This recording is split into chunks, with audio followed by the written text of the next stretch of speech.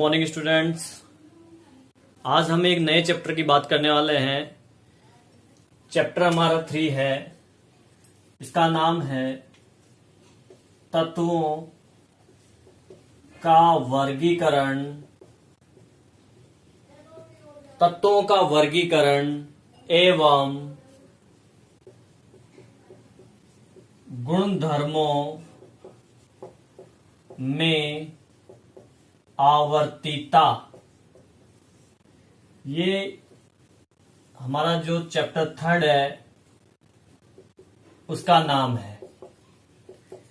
जैसा कि चैप्टर के नाम से पता चल रहा है कि तत्वों का वर्गीकरण एवं गुणधर्मों में आवर्तीता, यानी इस चैप्टर में हम बात करेंगे कि तत्वों का वर्गीकरण कैसे हुआ, किसने किया और क्यों जरूरत पड़ी इसकी।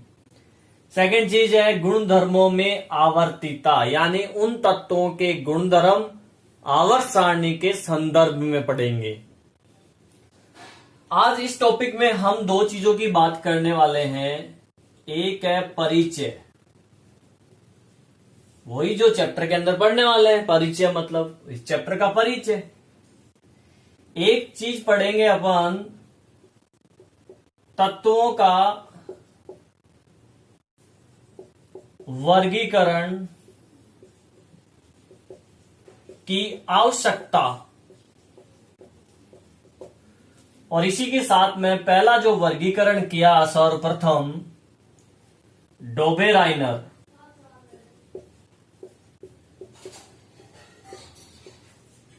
इसकी बात करूंगा।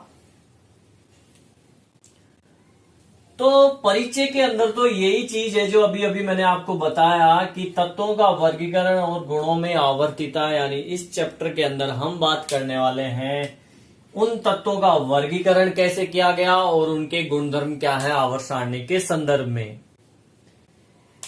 जिसमें हम डोबेराइनर का पढ़ेंगे, न्यूलैंड पढ़ेंगे, मेंडलीव पढ़ेंगे,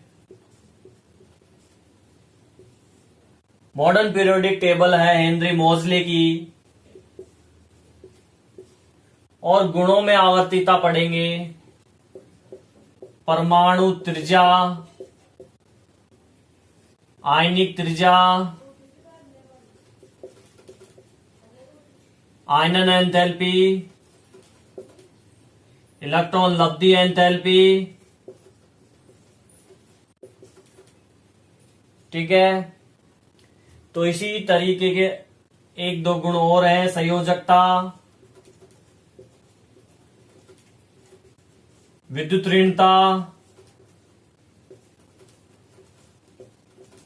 आदि, ये बात होगी इस चैप्टर में। तो सबसे पहले हमारा जो एक क्वेश्चन बनता है कि तत्वों के वर्गीकरण की आवश्यकता क्यों हुई। तत्वों के वर्गीकरण की आवश्यकता कि क्या जरूरत पड़ी तत्वों का वर्गीकरण करने की, इसकी क्या आवश्यकता पड़ी, क्यों किया गया ये वर्गीकरण। तो देखिए, इससे पहले मैं आपको बताऊं कि अगर हम बात करें सन 1800 की बात करें तो 1800 के अंदर लगभग 31 तत्वों की खोज हो चुकी थी। उसके बाद में 1863-64 के समथिंग आते आते जो है कुछ और तत्वों की खोज हो गई। इसमें लगभग 63 तत्वों की खोज हो चुकी थी। इसी प्रकार से अगर आज की बात करें हम, तो आज जो तत्व है लगभग 118 तत्व खोजे जा चुके हैं। तो अब इन तत्वों का देखिए 118 तत्व हैं। इन तत्वों के अगर रासायनिक गुणधर्म, इनके भौतिक गुणधर्म, इन सब का अगर हम 1 बाय 1 एक एक करके अध्ययन करें तो इसमें बहुत अधिक समय लगेगा, और इन सब गुणों को फिर 118 तत्वों के गुणों को याद रखना भी बहुत मुश्किल होगा।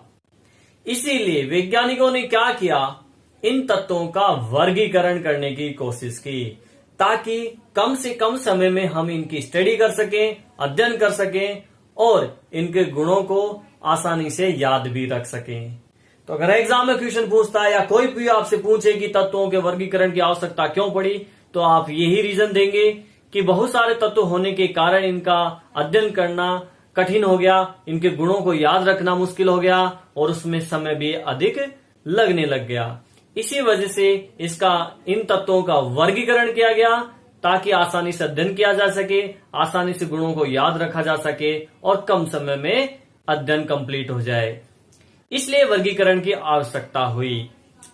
और जैसा कि पता ही है आपको कि ये जो तत्व शब्द है ये एक तरह से पदार्थों की मूलभूत इकाई है।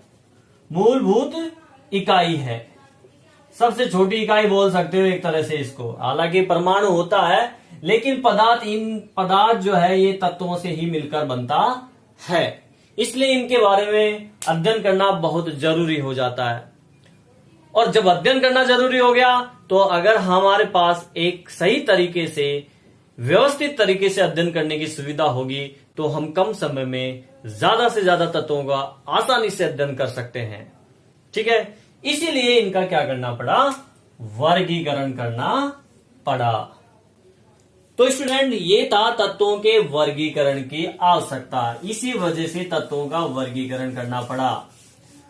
अब इसमें अलग अलग वैज्ञानिकों ने समय समय पे अपना अपना वर्गीकरण बताया, जिसमें से कुछ वैज्ञानिक काफी हद तक सफल हुए और कुछ वैज्ञानिक प्रारंभिक अवस्था में ही असफल हो गए। तो हम क्रम से इनकी बात करेंगे। आज के टॉपिक में हम बात करने वाले हैं डोबे-राइनर के ट्रिक। डोबे-राइनर के ट्रिक, इसकी बात करेंगे हम। इस डोबे-राइनर के ट्रिक की बात करेंगे कि इन्होंने कैसे किस प्रकार से जो है तत्वों का वर्गीकरण किया। देखिए जॉन डोबे-राइनर जो है ये 1800 के समथिंग 1800 शताब्दी के अंदर हुए थे और इन्होंने अपना वर्गीकरण किया था 1829 में। उस समय लगभग 30-31 तत्वों की खोज हो चुकी थी।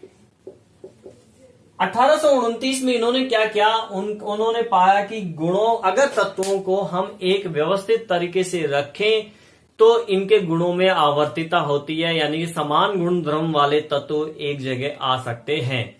तो कोशिश की उन्होंने और क्या किया, उन तत्वों के भौतिक गुण एंड परमाणु द्रव्यमान के आधार पर तत्वों का वर्गीकरण करने का प्रयास किया। तो प्रयास करने पर उन्होंने पाया, उन्होंने क्या किया, 3-3 के ग्रुप बना दिए उन्होंने। उस समय जितने तत्व ज्ञात थे उनके उन्होंने 3-3 के ग्रुप बनाया। इसी वजह से डोबे-राइनर के वर्गीकरण को क्या बोलते हैं, त्रिक बोलते हैं। डोबे-राइनर के त्रिक कहा जाता है क्योंकि 3-3 का इन्होंने वर्गीकरण किया। फर्स्ट कॉलम जो था इनका, इस फर्स्ट कॉलम में उन्होंने रखा लिथियम, सोडियम एंड पोटेशियम। इनका जो परमाणु भार या परमाणु जो द्रव्यमान है वो है 7, लिथियम का, सोडियम का 23 है और पोटेशियम का 39 है। इसके अलावा जो सेकंड ट्रिक है उसमें उसने रखा कैल्शियम, स्ट्रांसियम और बेरियम। कैल्शियम, स्ट्रांसियम और बेरियम, इनका परमाणु द्रव्यमान की अगर बात करें तो 40 होता है कैल्शियम का, स्ट्रांसियम का होता है 88 और बेरियम का होता है 137।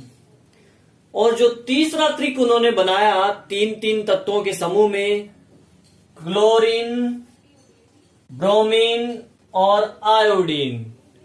क्लोरीन का परमाणु भार 35.5 होता है, ब्रोमीन का होता है 80 और आयोडीन का होता है 127 127। जब उन्होंने इनको परमाणु द्रव्यमान के आधार पर ऐसे 3-3 के समूह बना दिए जिनको क्या कहा, त्रिक कहा। त्रिक यानी तीन तीन के समूह। और ये समूह किस आधार पे थे, ये सबसे इंपॉर्टेंट बात है। उन्होंने पाया कि प्रथम तत्व का परमाणु द्रव्यमान, ये प्रथम है इस ग्रुप का, और तीसरे इसी ग्रुप का जो तीसरा नंबर का तत्व है उसका परमाणु द्रव्यमान अर्थात 7 + 39, इन पहले और तीसरे तत्व के परमाणु द्रव्यमान का औसत लगभग बीच वाले तत्व के बराबर आता है। तो जब इनका औसत निकालेंगे अपन, तो हम जो है 2 से भाग लगा देंगे जोड़कर। तो ये हो गया आपका कितना, 46 डिवाइडेड बाई 2 से भाग लगाएंगे तो कितना आ जाएगा, 23। ठीक है ना। अब आप देख सकते हैं कि 23 जो आंसर आया है, औसत आया है, वो इस सोडियम का परमाणु द्रव्यमान है 23। तो डोबेराइनर ने यही कहा कि पहले तत्व और तीसरे तत्व का परमाणु द्रव्यमानों का औसत बीच वाले तत्व के लगभग बराबर या बराबर आता है। तो इस आधार पर उन्होंने 3 त्रिक बनाए, फर्स्ट, सेकंड और थर्ड। तो इसे डोबेराइनर का त्रिक कहा गया। परंतु स्टूडेंट्स, डोबेराइनर का जो वर्गीकरण है वो असफल हो गया, क्योंकि ये केवल 3 ही त्रिक बना पाए। अगर आपसे कोई पूछ ले कि डोबेराइनर वर्गीकरण की कमियां क्या हैं, तो खूबी तो कुछ ज्यादा हुई नहीं, बस ये है कि इन्होंने एक वर्गीकरण करने का प्रयास किया। बाकी इनके वर्गीकरण की कोई खूबी नहीं है, कोई लाभ नहीं हुए। परंतु इसकी सीमाओं की अगर अपन बात करें, सीमाएं या फिर कमियां, कि क्या कमियां रही, तो एक कमी के कारण ही सारी कमियां होगी। वो इंपॉर्टेंट कमी क्या है, ये है कि डोबेराइन उस समय के ज्ञात तत्वों में केवल 3 ग्रुप ही, 3 समूह या 3 समूह ही बना पाए, 3 त्रिक बना पाए, केवल 1 2 3। टोटल कितने, 3 3 6 3 3 9, टोटल 9 तत्वों का ही वर्गीकरण ये कर पाते हैं। बाकी तत्वों का वर्गीकरण वो नहीं कर पाए इस सिस्टम के अनुसार। इस वजह से उनका वर्गीकरण असफल हो गया। तो असफल जब 3 त्रिक पे ही खत्म हो गया, तो और सारी कमियां तो अपने आप ही आगे शामिल हो गई इसमें। तो आप एक सीमा ये लिख सकते हैं कि वो केवल 9 तत्वों का ही वर्गीकरण कर पाए, 3 ही त्रिक बना पाए, शेष तत्वों का वर्गीकरण नहीं हो पाया उनके सिस्टम के अनुसार। पहली चीज तो ये। एक क्वेश्चन ये बनता है कि डोबेराइनर ने तत्वों का वर्गीकरण किस आधार पर किया, तो आप बताओगे परमाणु द्रव्यमान के आधार पर उन्होंने वर्गीकरण किया। दूसरा क्वेश्चन ये बनेगा इसमें कि डोबेराइनर का वर्गीकरण का आधार क्या है, एक तरह से मतलब उन्होंने किस प्रकार से तत्वों को व्यवस्थित किया, यूं बोल सकते हैं।